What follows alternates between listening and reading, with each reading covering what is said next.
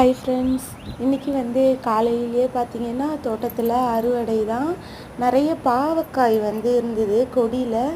அதை பறித்து இன்றைக்கி பாவக்காய் வறுவல் செஞ்சிட்டேன், பக்கோடா மாதிரி. கொடி பார்த்திங்கன்னா நல்லா படர்ந்து வளர்ந்துருக்கு.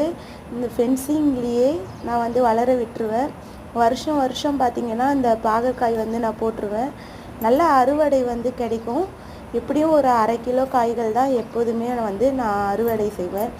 வீட்டு தோட்டமோ மாடி தோட்டமோ நம்ம போட்டு அதை பராமரிக்கும் பொழுது அதில் நமக்கு இருக்கிற சந்தோஷம் அது சொல்லவே முடியாதுங்க. அதுவும் இது மாதிரி நம்ம அறுவடை எடுத்து அதில் சமைச்சோ இல்லை ஒரு பூக்கள் அறுவடையோ எது எடுத்தாலுமே ஒரு ஈல்டு நம்ம எடுக்கும் பொழுது அதில் இருக்க சந்தோஷமே தனி தான். பாருங்கள், எனக்கு இன்றைக்கி நல்ல அறுவடை கிடச்சிருக்கு.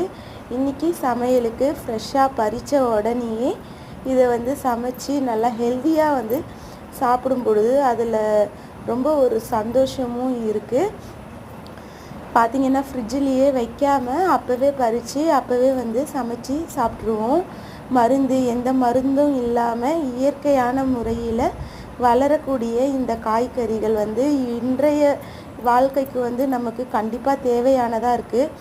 உங்களுக்கு 1 காய் 2 காய் தான் அறுவடை கிடைக்கிது அப்படின்னு நினச்சிங்கனாலும் கவலைப்படாமல் அதை ஒரு சேலட்டாக செஞ்சு சாப்பிடுங்க.